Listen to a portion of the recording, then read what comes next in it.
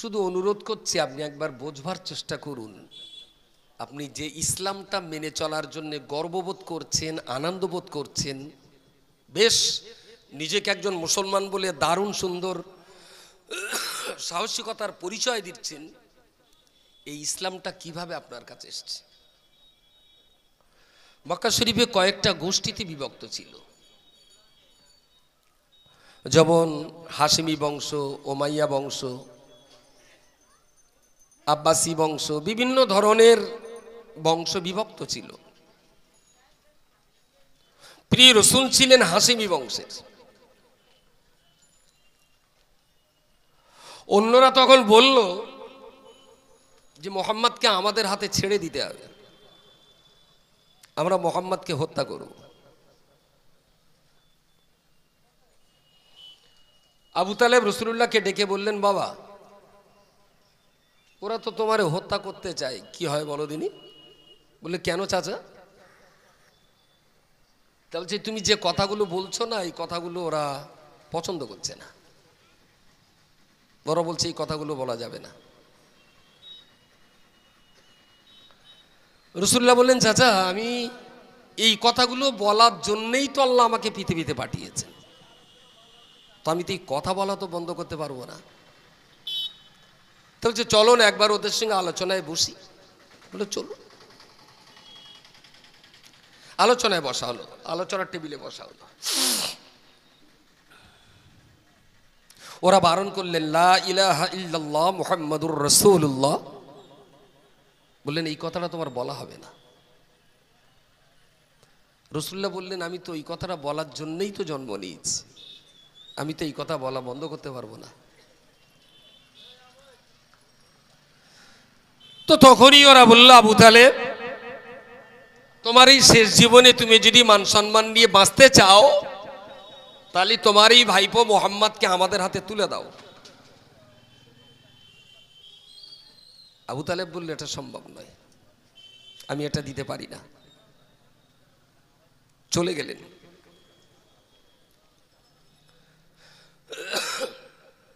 এরা তখন মক্কার যত ছোট ছোট গোত্র ছিল, ছোট ছোট গোত্র যারা ছিল, ওরা সবাই এক হয়ে হাশেমি গোত্রটাকে ওরা বয়কট করলো। হাশেমি বংশে রাসূলের জন্ম। এখন হাশেমি বংশের মানুষ যারা, আবু তালেব কলমা পড়েনি, হযরত হামজা তখনও কলমা পড়েননি। তো যারা কলমা পড়েছেন তারা তো রাসূলের সঙ্গেই আছেন, কিন্তু হাশিমি বংশের মানুষ হওয়ার কারণে কলমা পড়ুক আর না পড়ুক, মুহাম্মাদের ক্ষতিটা হোক এইটা কেউ চাচ্ছে না। হাশিমি বংশের মানুষ কলমা পড়া বা না পড়া সবাই বলল যে মুহাম্মদকে অন্যের হাতে তুলে দেবো না আমরা, তাতে আমাদের কপালে যা আছে তাই হবে, আমরা মুহাম্মদকে অন্যের হাতে তুলে দেব না। তখন সমস্ত গোত্রের মানুষেরা মিলে হাশেমি গোত্রটাকে বয়কট করে দিল, হাশেমি বংশটাকে বয়কট করে দিল। যেমন আমাদের দেশে শেখ, সৈয়দ, মন্ডলপাড়া, গাজীপাড়া, সর্দারপাড়া এরাম আছে, ওখানেও তেমন ছিল। তো হাশেমি গোত্রটাকে সবাই মিলে বয়কট করে দিল, যে হাশেমি গোত্রের লোকেরা যতদিন মুহাম্মদকে আমাদের হাতে তুলে না দেবে ততদিন পর্যন্ত আমরা হাশেমি গোত্রের সঙ্গে কোনো বিয়ে শাদী করবো না, আমাদের পথে তাদের চলতে দেব না, আমাদের কুয়ার পানি তাদের পান করতে দেব না, আমাদের দোকানের মালপত্র তাদের কাছে বিক্রি করব না। একেবারেই সামাজিকভাবে, রাষ্ট্রীয়ভাবে, অর্থনৈতিকভাবে সমস্ত দিক দিয়ে হাশেমি গোত্রটাকে ওরা বয়কট করে দিল। আপনাকে ভাবতে হবে, সেই সময় আম্মা জানা খাদিজাতুল কুবরা রাদিয়াল্লাহু তাআলা আনহা, তিনিও তখন নবীর স্ত্রী হওয়ার সুবাদে তিনিও কিন্তু বয়কট হচ্ছেন।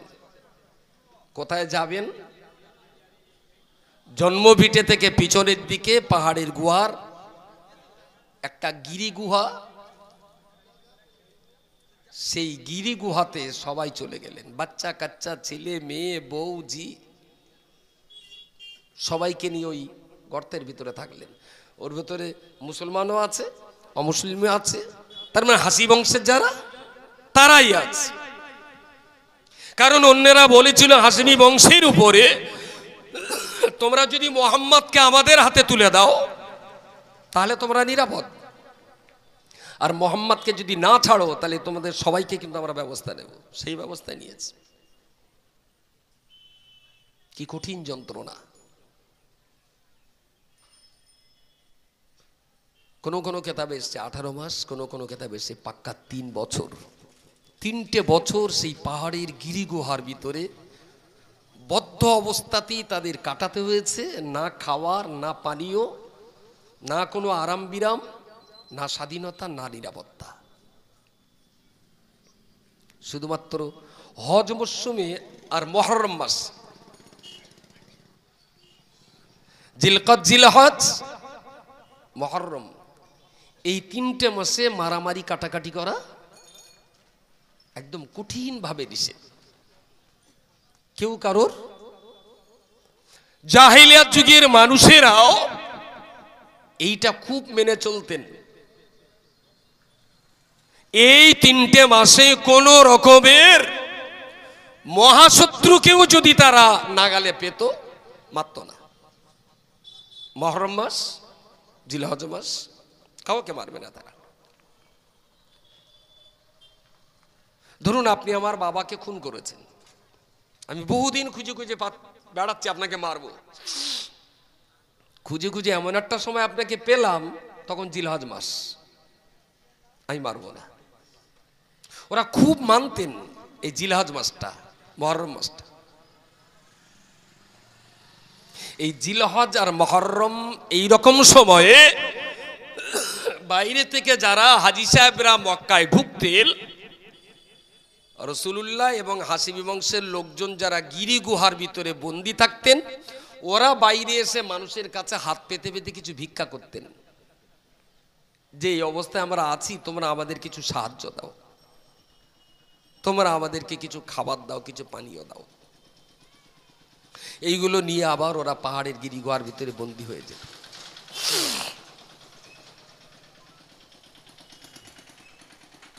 কেতাবলা লিখছেন, কখনো এক টুকরো রুটি জুটতো, কখনো জুটতো না, কখনো একটু খেজুর, কখনো জুটতো না, কিন্তু বাঁচতে তো হবে। যে খাদিজার ব্যবসায়ী কাফেলা সিরিয়া, দামেস্ক, ইয়ামান একবারে 100 উট, 150 উটের পিঠে মাল ভর্তি করে খাদিজার কাফেলা যেত, ব্যবসায়ী কাফেলা, সেই খাদিজাও আজকে শোয়েবে আবু তালেবে কাঁচা পাতা, সবুজ ঘাস এইসব চিবিয়ে চিবিয়ে খেয়ে তারা জীবন ধারণ করছেন। 2 মাস 6 মাস ধরে শুধু ঘাস খেয়ে সাহাবীদেরকে, রাসূলুল্লাহকে, আবু তালেবকে, খাদিজাকে শুধুমাত্র ঘাস খেয়ে থাকতে হয়েছে। তারা যখন পায়খানা করতেন, তাদের পায়খানা দেখলে চেনা যেত না যেটা মানুষের পায়খানা না ছাগলের পায়খানা। ঘাস খাওয়ার কারণে ছাগলের পায়খানাটা যেমন হতো, ওই গিরিগুহায় বন্দি ওই মানুষগুলো পায়খানা করলে তাদের পায়খানা হতো ছাগলের মতো। ঘাস খেয়ে তাদের বাঁচতে হয়েছে। আপনি ভাবতে পাচ্ছেন ইসলামটা কিভাবে আপনার কাছে এসছে? প্রিয় রাসূল সাল্লাল্লাহু আলাইহি ওয়াসাল্লাম ওই গিরিগুহার ভিতরে রাত্রিতে একটা জায়গায় শুয়ে পড়েছেন। মাঝরাতে আবু তালেব ছুটে এসে রাসূলুল্লাহকে ডেকে তুলে বললেন, কচি ওঠ। রাসূলুল্লাহ উঠলেন, বললেন কি হয়েছে চাচা? বলছে, তুই কালকে এখানে শুয়েছিলি, আজকেও এখানে শুচ্ছিস, বলা যায় না, বাইরের কোনো শত্রু এসে তোকে মেরে দিতে পারে। তুই এখান থেকে ওঠ, উঠে ভিতরে আমার জায়গায় যেয়ে থাক, আর আমি তোর জায়গাটায় শুই। কিছু বলবেন? সবাই মিলে বলুন সুবহানাল্লাহ। 85 বছরের বৃদ্ধ আবু তালিব ঠিক এইভাবেই প্রিয় রাসূল সাল্লাল্লাহু আলাইহি ওয়াসাল্লামকে নিরাপত্তা দেওয়ার জন্য যত্নবান ছিলেন।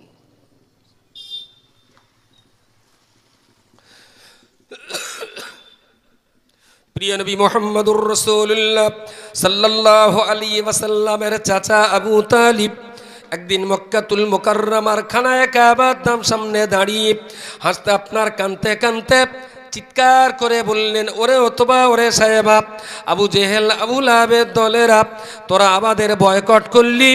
আমরা অত্যন্ত কঠিন কষ্টের ভিতরে কাল যাপন করছি।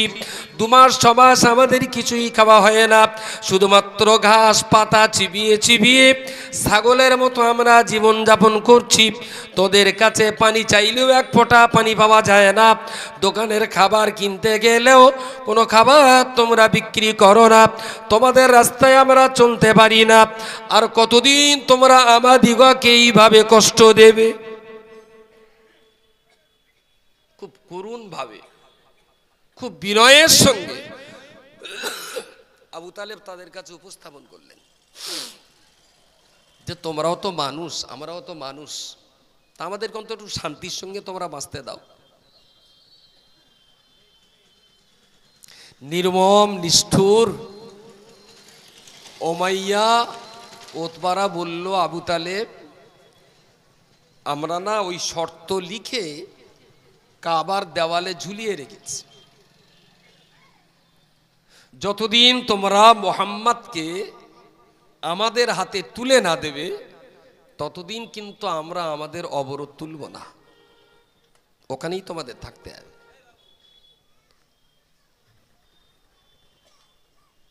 প্রিয় শ্রোতা মণ্ডলী, মনে রাখুন, আল্লাহ পাকের নবী চাচা আবু তালেব ওদের সামনে বসিয়ে বললেন, আমি কি তোমাদের কাছে জানতে পারি আমার কলিজার টুকরা মুহাম্মদ কি অপরাধ তোমাদের কাছে করেছে?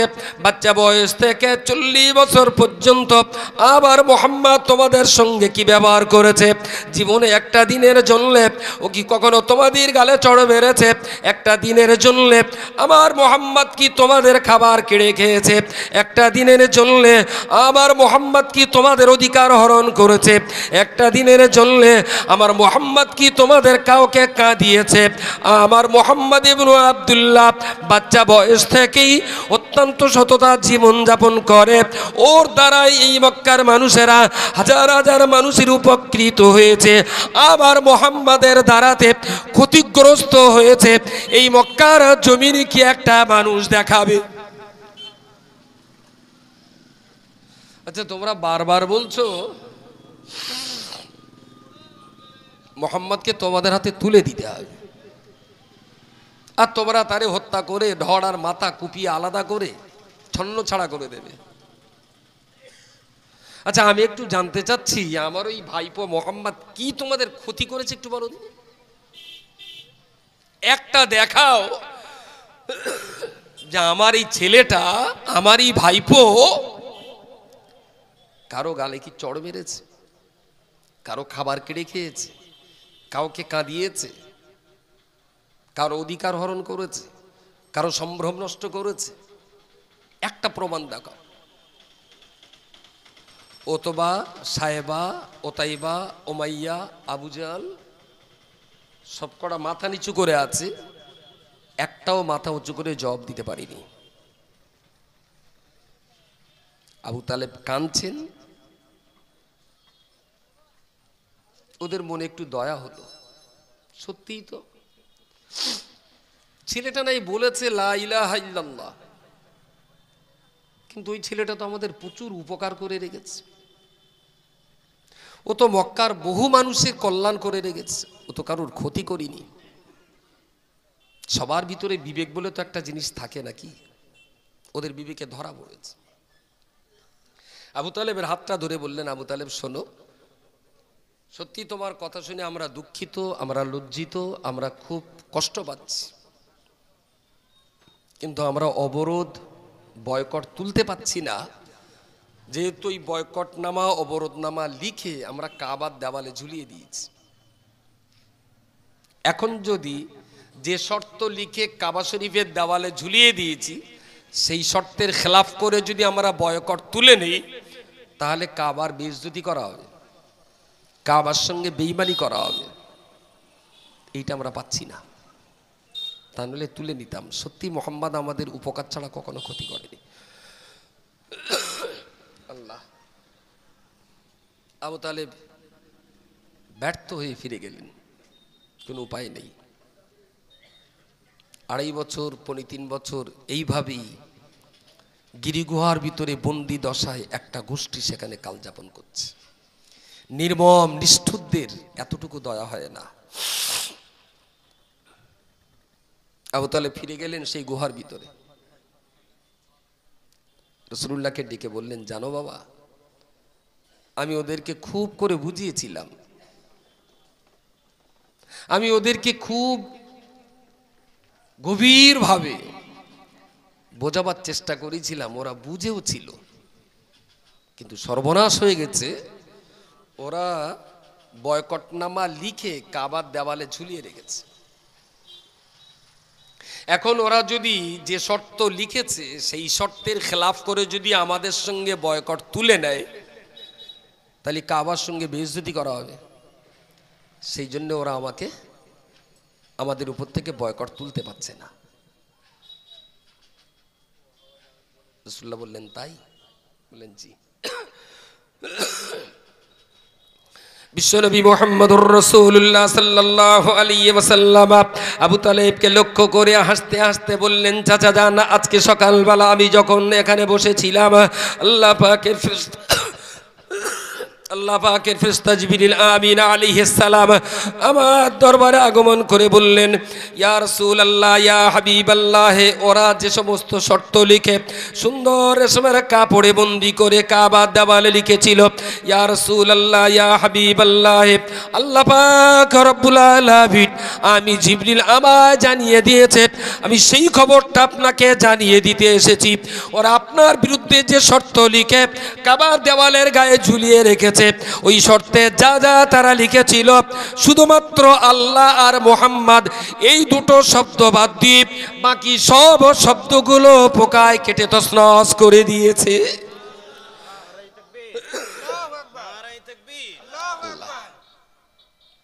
বলছে, চাচা আপনি যা বললেন ভালোই হলো, তবে আজকেই কিন্তু জিবরাইল আমাকে বলে গেছে ওরা যে শর্ত লিখে কাবার দেওয়ালে ঝুলিয়ে গেছে, অনেক কিছু লেখা আছে, তো এই লেখার ভিতরে শুধু আল্লাহ মুহাম্মদ এই দুটো শব্দ অক্ষত আছে, বাকি শব্দগুলো পোকায় কেটে তছনছ করে দিয়েছে, আর কিছু পড়ার নেই। বলছে, তাই? হ্যাঁ। আবু তালেব ফিরে গেছে। ওই বৃদ্ধ মানুষ, 85 বছরের বৃদ্ধ মানুষ, টুকটুক করে হেঁটে হেঁটে হেঁটে হেঁটে হেঁটে পরের দিন আবার সেখানে যেয়ে তাদের ডাকলেন, বললেন, গতকাল তোমাদের সঙ্গে যে কথা হচ্ছিল তা তোমরা কিছু ভাবনা চিন্তা করেছো? কি আর ভাববো বলো, শর্ত তো ওখানে লেখাই আছে, আমরা ওই শর্তের খেলাপ করতে পারবো না। বললো, কি লেখা আছে? বলছে, ওই কাগজে ওর ভিতরে লেখা আছে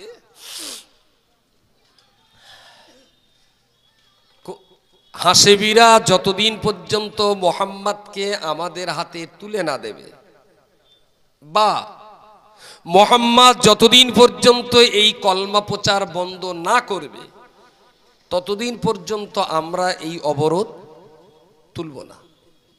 এইটাতে লেখা আছে। তাহলে যদি ওতে লেখা থাকে তাহলে আমাদেরকে আর ঘরে মক্কায় ডেকে নিতে হবে না, আমরা ওখানেই যাব, ওখানেই থাকবো। আর যদি ওতে লেখা না থাকে তাহলে আরে মশাই আমরা নিজেরাই লিখেছি, নিজেরাই ঝুলিয়েছি, লেখা নেই তার মানে? বলছে না, যদি লেখা থাকে তাহলে বয়কট তুলতে হবে না, যদি লেখা না থাকে বলছে, আরে আপনি লেখা নেই এ কথাটা বলছেন কি করে? আমরা সবাই মিলে লিখেছি তো, বলছে না যদি না থাকে। এখন এই কথাবার্তা হতে হতে ওতবা, উমাইয়া, আবু জেহেল সবাই সেখানে, বিতর্ক শুরু হলো। আবু তালেব বললেন, ওতে ওই শর্তের কথাটা কিছু লেখা নেই, পোকায় খেটে সে তছনছ করে দিয়েছে। তুমি বুঝলে কি করে? আবু তালেব বললেন, মোহাম্মদ বলেছে। আবু জেহেল বলল, কথাটা যখন মোহাম্মদ বলেছে তাহলে খুলে দেখার দরকার আছে, কারণ মোহাম্মদের ঠোঁট কখনো মিথ্যা কথা বলে না। ইমানদার না কিন্তু আবু জেহেল, বেঈমান। কিন্তু নবীর ঠোঁটকে কিভাবে তারা বিশ্বাস করেছে যে মোহাম্মদের ঠোঁট কখনো মিথ্যা বলে না। খোলো। সিঁড়ি লাগানো হলো, উপরে উঠে খোলা হলো, ওটা ছিঁড়িয়ে এনে নিচে নেবে খোলা হলো। দেখা গেল সত্য সত্যই আল্লাহ এবং মুহাম্মদ এই দুটো শব্দ ছাড়া বাকি যা যা লেখা ছিল সব কথাগুলোই পোকায় কেটে নষ্ট করে দিয়েছে। বলুন সুবহানাল্লাহ। এরা যে আবার শেবে আবু তালেব গিরি গুহা থেকে হাসিবি বংশের মানুষদেরকে খুব আদর করে বাইরে স্বাভাবিক জীবনযাত্রায় ফিরিয়ে দিলেন। ক বছর পর? ক বছর? 3 বছর পর। 3 বছর পর। এই 3 বছর পর ফিরে আসতে 85 বছরের একজন বৃদ্ধ মানুষ টানা 3 বছর যদি সময় মতো তার খাওয়া নয়, সময় মতো তার গোসল নয়, সময় মতো তার সেবা চিকিৎসা নয়, এই প্রচন্ড কষ্টের কারণে গিরিগোয়া থেকে ফিরে আসার কিছুদিন পরেই আবু তালেব ইন্তেকাল করলেন। আবু তালেবের ইন্তেকালের কিছুদিন পরপরই আবার খাদিজাও ইন্তেকাল করলেন। মক্কার মাটিতে রাসূলুল্লাহর মানসিক দৃষ্টিতে যে দুটো মানুষ সবচেয়ে বড় সহযোগী, সেই দুটো মানুষ একই বছরে বিদায় নিলেন। রাসূলুল্লাহর বয়স তখন 50। প্রিয় রাসূল বলেছেন, আমার 63 বছরের জীবনের 50তম এই বছরটা হলো আমুল হুজন, দুশ্চিন্তার বছর, বিপদের বছর, কঠিন যন্ত্রণার বছর। যে আবু তালেবের জন্য নবীর উপরে হাত তুলতে পারত না, যে খাদিজার জন্য নবীর উপরে তারা হাত তুলতে পারত না, খাদিজা ধনী ব্যক্তি ছিলেন, প্রভাবশালী ব্যক্তি ছিলেন, সেই দুইটা মানুষ একই দিনে চলে গেলেন। একেবারেই বলা যেতে পারে 15-20 দিনের মুরগির পিলে, ধাড়ি মুরগি মারা গেলে পিলেগুলো যেমন চিলশগুনের দখলে চলে যায়, রাসূলুল্লাহর অবস্থা আজকে প্রায় সেই একই রকম অবস্থা। বিশ্বনবী মুহাম্মদুর রাসূলুল্লাহ সাল্লাল্লাহু আলাইহি ওয়াসাল্লাম গভীর রাত্রে বেলা কাবা চত্বরে উনি সিজদায় মাথা দিয়ে সুবহান রাব্বিয়াল আ'লা পড়বেন। ওরা তখন পায়ে কাঠে জুতো পরে রাসূলুল্লাহর মাথায় লাথি মারবে, কেউ বা মাথায় উটের পচা বুড়ি চাপিয়ে দেবে। উনি যখন রাত্রেবেলা দাঁড়িয়ে দাঁড়িয়ে আল্লাহর কোরআন তেলাওয়াত করবেন, কেউ কেউ তখন গলায় দড়ির ফাঁস লাগিয়ে দেবেন, কখনো কখনো কাপড়ের ফাঁস লাগিয়ে দেবেন। খোলা রাস্তায় চলার কারণে তারা পাথর ছুঁড়ে মারবে, বালু ধুলা কাদা মাটি রাসূলুল্লাহকে মাখিয়ে বিরক্ত করে দেবে। আল্লাহর বান্দা মনে রাখুন, 50তম বর্ষটা বিশ্বনবী মুহাম্মদুর রাসূলুল্লাহ সাল্লাল্লাহু আলাইহি ওয়াসাল্লামের জন্য এত কঠিন, এত কঠিন, এত কঠিন থেকে কঠিনতর হয়ে গেল। নবী যেন আর কোনো মতেই সামলাতে পারছেন না, রাসূলুল্লাহ যেন আর কোনো মতেই সহ্য করতে পারছেন না। এই কঠিন পরিস্থিতিতে গোটা দুনিয়া কেউ যখন নবীকে আর কেউ যখন বিশ্বনবীকে অভয় বাণী দিতে পারল না, কেউ যখন নবীকে বোঝানোর জন্য এগিয়ে এলো না, স্বয়ং আল্লাহ পাক রব্বুল আলামিন ফেরেশতা জিবরিলকে পাঠিয়ে দিয়ে বললেন, ও জিবরিল তুমি দুনিয়াতে চলে যাও, আমার নবীকে আমি আল্লাহ আমার আরশে আজিমে নিয়ে এসো। জোরে বলুন সুবহানাল্লাহ। 51 বছর বয়সে আল্লাহ নবীকে ডেকে সান্ত্বনা দিলেন যে সততা, নিষ্ঠা আর আদর্শের পথে একটু কষ্ট হয়, একটু মুসিবত হয়, একটু খাওয়ার কষ্ট, পরার কষ্ট, মাকার কষ্ট একটু হয়, আপনাকে একটু সামলে নিতে হবে। খাদিজা বোঝাতেন, তিনি তো নেই। আবু তালেব বোঝাতেন, তিনি তো নেই। সাহস জোগাবার মতো জগৎ সংসারে যখন কেউ ছিল না, তখন আল্লাহ প্রিয় রাসূলকে নিজের কাছে ডেকে নিয়ে আরশে আজিমে রাসূলুল্লাহকে বোঝালেন। ইতিহাস অনেক লম্বা, তিনি একটু সাহসী হলেন যে সবাই চলে গেলেও আল্লাহ তো আমার সঙ্গে আছেন, একটা বুক বল। ফিরে এসে নূতন উদ্যমে আবার কাজ শুরু করলেন, নূতন উদ্যমে কাজ শুরু করলেন। তো এই কাজ করতে করতে করতে করতে এমন একটা জায়গায় চলে গেল,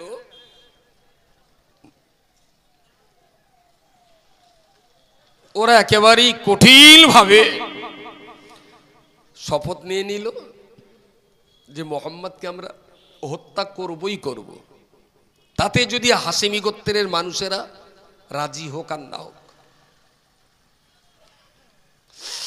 রাত্রেবেলা রাসূলুল্লাহ যে বাড়িতে ছিলেন সেই বাড়িটা ওরা ঘিরে ফেলল, চারিদিক দিয়ে ঘিরে ফেলে দিল। বয়স 53 বছর। জিবরিল ফেরেশতা এসে রাত্রিবেলা রাসূলুল্লাহকে ঘুম ভাঙিয়ে দিলেন। বললেন, আপনি তো ঘরে ঘুমাচ্ছেন, বাইরের খবর রাখেন। বললেন, কি হয়েছে? বললেন, 3000 মানুষ আপনার ঘরের বাইরে ঢাল, তলোয়ার, সরকি, বল্লভ নিয়ে তারা অপেক্ষা করছে। সকাল হলেই কিন্তু আপনাকে ওরা হত্যা করে দেবে, সকাল হলেই হত্যা করে দেবে। বললেন, এখন উপায়? বললেন, আল্লাহ বলে দিয়েছেন এই রাত্রিবেলা আপনাকে ঘর থেকে উঠে হিজরত করে মদিনার পথে পাড়ি দিতে হবে। মক্কায় আপনার থাকা হবে না, মদিনাতে যেতে হবে। বলুন পরিস্থিতি কি ঘটতে পারে? ফেরেশতা জিবরাইলকে দিয়ে আল্লাহ কোরআনের ছোট্ট 3টা আয়াত পাঠালেন। ওয়াজআলনা মিন বাইনি আইদিহিম সাদ্দান ওয়া মিন খালফিহিম সাদ্দান ফাগশাইনাহুম ফাহুম লা ইবসিরুন। রাসূলুল্লাহ বললেন, জিবরিল আপনি তো আমাকে যেতে বলছেন, কিন্তু চারিদিকে তো লোক, সামনে পিছনে ডাইনে বামে সব তো ঘিরে রয়েছে, বেরোলেই তো ধরবে। বললেন, এই ঘরের ভিতরে যা ধুলোবালি আছে, ওই কিছু মাটি ধুলোবালি এক জায়গায় করে এক মুঠোখানি হলো। বললেন, কোরআনের এই আয়াতটা তেলাওয়াত করে আপনি এখানে একটু ফু দেন। ফু দিলেন। বলছেন, এবারে ওই শত্রুদের উপরে এটা ছড়িয়ে দেন। ঘরের দরজা খুলেই রাসূলুল্লাহ এটা ধুলোবালিত রাত্রেবেলা তাদের উপরে ছুঁড়ে দিলেন। আল্লাহ বললেন, এবার বেরিয়ে যান, এবার বেরিয়ে যান। ওমা রমাইতা ইজ রমাইতা ওয়ালাকিন্নাল্লাহ রমা। সুবহানাল্লাহ বলেন, একটু জান খুলে বলেন সুবহানাল্লাহ। আল্লাহ বললেন, ইয়া রাসূলুল্লাহ, সেই রাত্রিবেলাতে যেদিন আপনি ধুলোবালিগুলো ছুঁড়েছিলেন, আসলে ওই ছোড়াটা আপনি ছোড়েননি, বরং ওই ছোড়াটার পিছনে আমি আল্লাহই কাজ করেছিলাম। ওই এক মুঠো ধুলোবালি 3000 লোকের 6000 চোখে আমি আল্লাহই পৌঁছে দিয়েছিলাম। বলুন সুবহানাল্লাহ। তো চোখে ধুলো গেলে যা হয়, ওরা যখন সবাই চোখ মুখ ডলাডলি করছে, রাসূলুল্লাহ তখন ওদের ভিতরে ভিড় ঠেলে ঠেলে বেরিয়ে আসলেন। ওই রাত্রিতে ওখান থেকে অন্ধকারে আবু বকরের ঘর, তাকে সঙ্গে করে নিয়ে গভীর রাত্রে গাড়ে সুরে উঠলেন আত্মগোপন করার জন্য, সেখানে থাকলেন। আচ্ছা, আপনার কি কখনো জীবনের এত বড় রিস্ক কখনো এসেছে ইসলাম পালন করার জন্য? হ্যাঁ, কোরআনুল কারীম হাতে নিয়ে চলার জন্য আপনি তো বিজেপির রাজত্বে বাস করছেন, আরএসএস এর রাজত্বে বাস করছেন, যারা মসজিদ শহীদ করে তাদের রাজত্বে বাস করছেন। আপনার কি কখনো এইরকম রিস্ক এসেছে ইসলাম পালন করার জন্য জান প্রাণের হুমকি? কিন্তু রসুল পাক সাল্লাল্লাহু আলাইহি ওয়াসাল্লাম তার উপরে এত হুমকি, এত ধমকি, এত তেরাস, এত আতঙ্ক, তারপরেও তিনি বিজয় লাভ করেছেন।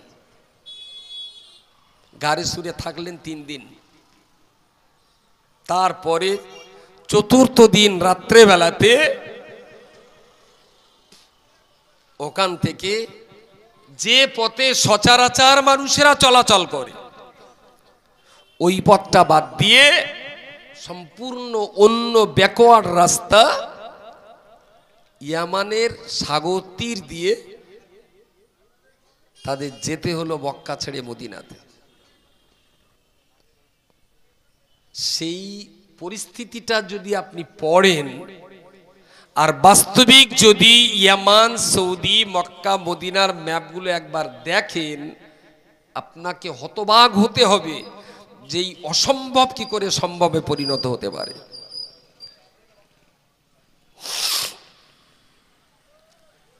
ঠিক এইভাবে প্রায় 1 মাস সময় লাগলো মক্কা থেকে মদিনায় যেতে যেতে।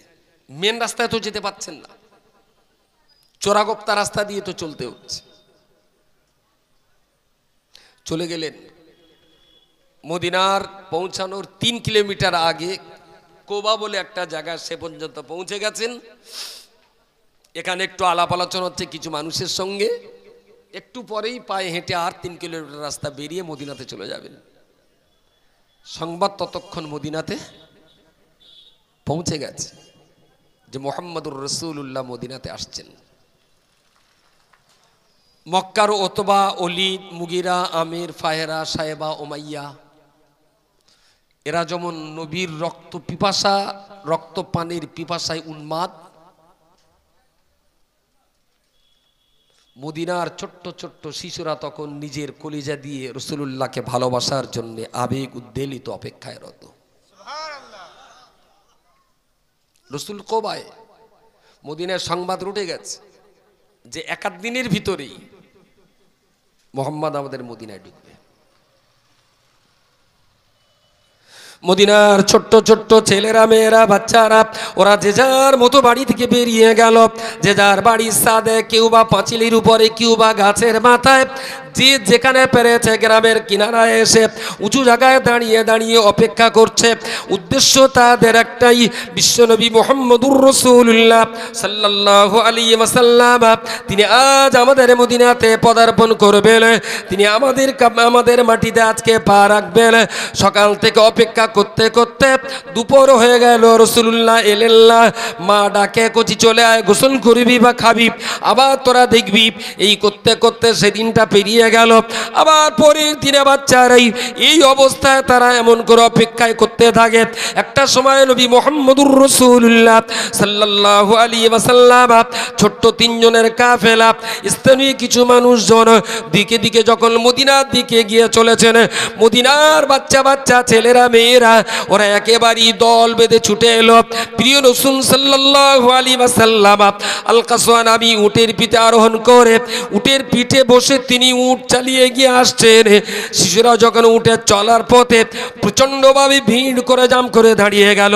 নবী মুহাম্মদুর রাসূলুল্লাহ সাল্লাল্লাহু আলাইহি ওয়াসাল্লাম ওই সময় উটের পিঠ থেকে নেবে কলিজার টুকরা ছোট্ট ছোট্ট বাচ্চাগুলোকে নিজের বুকের ভিতরে জড়িয়ে ধরে হাউমাউ করে কেঁদে ফেলেছেন। ও মদিনার ছেলেরা, বাচ্চারা, বলো বলো, মক্কার মানুষেরা আমায় থাকতে দিল না। ওরা আমার রক্তপান করার জন্য অপেক্ষায় রয়েছে, ওরা আমায় মার্ডার করবে, অথচ তোমরা আমাকে কলিজা দিয়ে ভালোবেসেছ। কতদিন পর্যন্ত তোমাদেরই ভালোবাসা আমার জন্য থাকবে? তোমরাও একদিন আবার আমাকে তাড়িয়ে দেবে না তো? মক্কার ওরাও না আমাকে খুব ভালোবাসতো, ছোট বয়স খুব আদর করতো। আবু জেহেল, উতবা, সাহেবা, উমাইয়া ওরা সবাই আমাকে আদর করতো, ভালোবাসতো, যত্ন করতো। কিন্তু আজকে ওরা আমাকে তাড়িয়ে দিচ্ছে। ওরা আমাকে মারার জন্য উন্মাদ হয়ে গেছে। আল্লাহ আমাকে নির্দেশ দিয়েছেন, তাই মক্কা ছেড়ে আমি তোমাদের কাছে এসেছি। তোমরা আমাকে তাড়িয়ে দেবে না তো?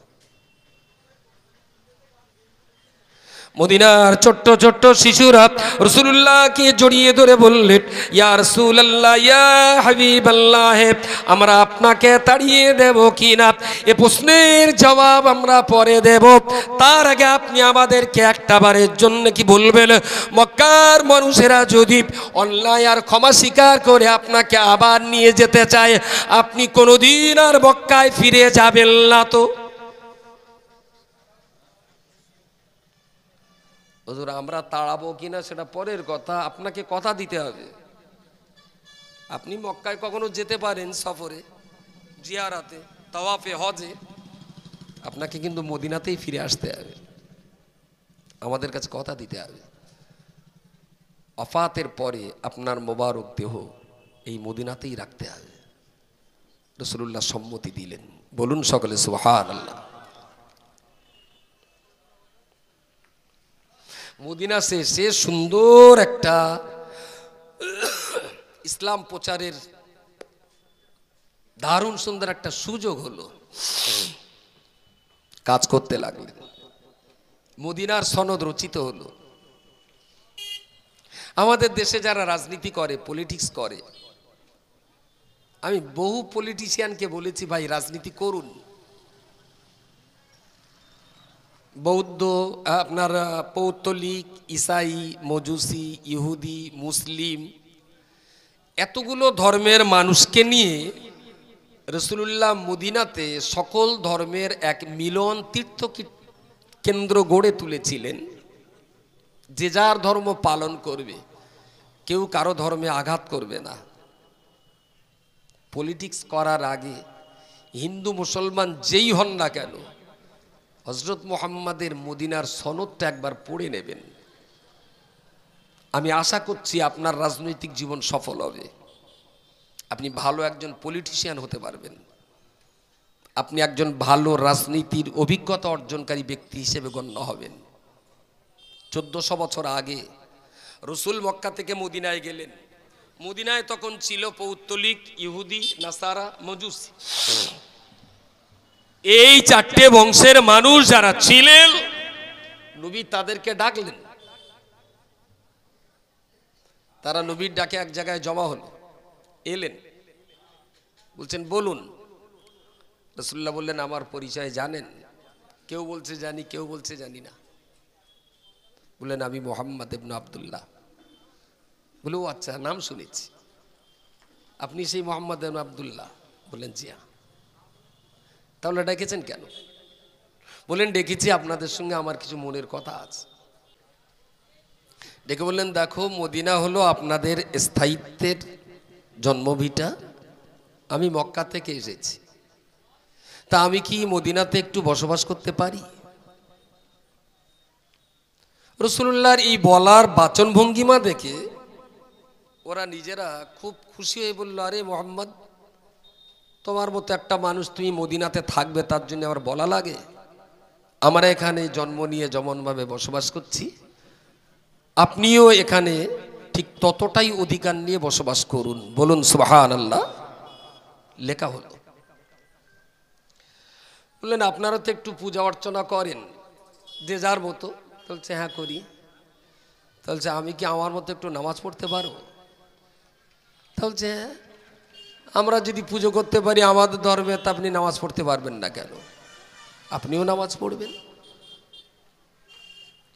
বললেন, তোমরা তো পূজা অর্চনার জন্য মন্দির তৈরি করতে পারো, তা আমি কি এই মদিনাতে আমার নামাজের জন্য একটা মসজিদ করতে পারি? বলছেন, হ্যাঁ। এই সমস্ত ধর্ম অবলম্বী মানুষদের সঙ্গে বসে ওদেরকে নিয়ে এক হয়ে সুন্দর একটা বায়ান লেখা হলো, বিশ্ববিখ্যাত।